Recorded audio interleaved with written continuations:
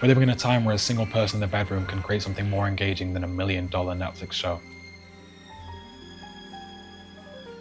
So if you ever thought about making videos but feel stuck because you're alone, then this is for you. If you're like me, you'd rather not rely on others to help you create. Working alone just gives you total creative freedom to bring to life what you've envisioned. There's no pressure when you're alone. You can become your own muse and be the main character to your story. There's so much beauty in our lives, and romanticizing your life to become the main character of your movie is essential to learning filmmaking. But the problem is, you don't know how to film yourself cinematically. Honestly, the reason I began filmmaking in the first place is rooted in the fact that I wanted to showcase my life the way I saw it, and nobody else could. Sometimes you just have to take control of life, because simply if you don't, nobody else will. If you, like me, have a desire to create, a lack of help from friends doesn't have to hold you back. It's common knowledge that you need a camera for this step. Luckily, if you're watching this video, you probably already have access to a phone with a camera that shoots 4K. But I personally use my Fujifilm X-T32, a small compact camera which records in f-log. I bring this thing everywhere with me with my 15 to 45mm f3.5 to 5.6 lens, my 90mm f2 lens, and my 23mm f2 lens as well. This lets me get everything from a close-up to a wide-angle shot on the go. I shoot 24 FPS and 1/48 shutter speed, which gives me cinematic movement throughout my videos. You most likely need a laptop as well. I recommend a MacBook M4 Air for most creators. Finally, when you're recording yourself, you won't always have a surface to place your camera on, so you need a compact tripod that folds away quickly as well, so you can set your camera up wherever.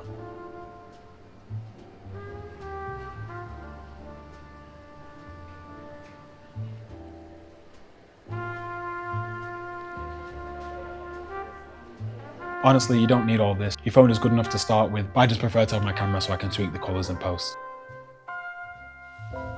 Before you press record on anything, you need a unique idea. Quentin Tarantino once said, "What's the movie that we have never seen because you haven't made it? And make that movie." The problem is it's completely impossible to have a completely original idea. Every idea has already been hired by somebody else. You need to steal like an artist. Find something you like and simply just copy a part of it that you already love.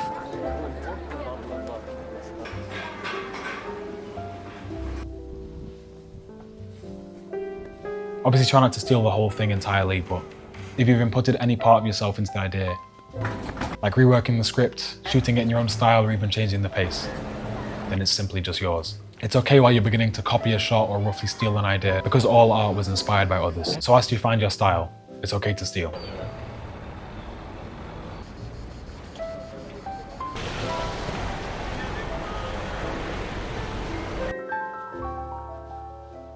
So you have all your gear and you're ready to go, but as soon as you're ready to press record, you're halted by the fear of being observed by others. From busy streets to quiet parks, you can't press record because you don't want to draw attention to yourself. From personal experience, nobody cares.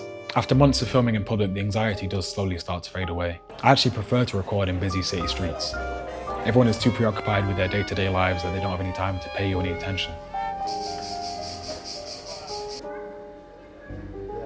It's best to just act like you belong and realize that nobody's actually watching you. So here's what I'd recommend for a beginner. Firstly, I'd recommend starting out in places you're already comfortable with, whether that's your house, your back garden, or even just a local park.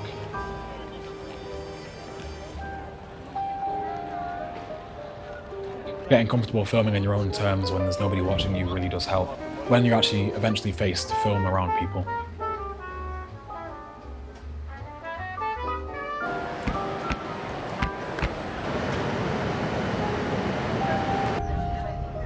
You can't allow yourself to be stopped by others if you truly desire to do something. Avoid being ruled by fear. I didn't take a course to master cinematography and I'm still honestly nowhere near it, but this is the advice I'll give you. Capture the moment. It's more important to capture the moment than to worry about angles, lighting, and any sort of lenses that you'll need. Try to compose images with symmetry, leading lines, interesting angles, or framing. The human eye loves symmetry. The best shots include movement and direct the eye to one area of interest. Usually you'll just naturally improve by consuming work from others and attempting to recreate it until eventually you'll understand what looks good to you. It's all about training your eye to see the world differently and notice things that other people don't see. If you're ever struggling with this, then simply just find a beautiful frame and place yourself in it, and then you'll already be capturing the moment.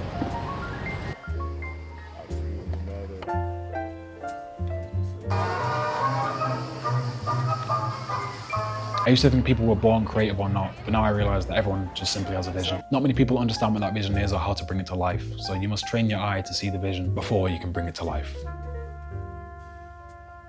In terms of editing, you'll most likely spend hours at your laptop just trying to understand the editing software layout. Truthfully, this deserves its own video, but I edit in DaVinci Resolve. It's a free editing software with a node tree structured color page. After shooting your videos in log, this allows you to bring them to life, adding your own color to the image. With a color space transform, bringing it from log to Rec 709. Let me save you months of your life. For any beginner, I would recommend just buying a LUT or a power grade. A LUT is basically a filter which you apply to your video, which you can then add to and build off. And a power grade is a pre-made color grade which you can break down and tweak yourself. After applying one of these, I'll then tweak my white balance, adjust my exposure, and add contrast. And after that, I'll finally add any film grain, halation, or film print. I usually color grade to get a video which just looks the most realistic. But recently I've been trying to create the film look, which everyone also does, so I think that probably will deserve its own video as well. I usually have a song in mind before choosing specific clips. It's better to think of the edit as bringing to life the pace or rhythm you had in mind for your video. Feel free to play around changing this pace to keep people engaged with the video as well. The majority of my music and sound effects are from YouTube, but don't be afraid to steal a riser or watch when you hear it. Finally, I like to keep my video interesting with whip pans and any flash cuts to just keep the audience engaged and make the video feel alive and moving. At the end of the day, nobody else can see the world the way that you can. So grab a camera, start small, and film your life the way that only you can. You never know what opportunities could come from it. And that's the beauty of creating alone.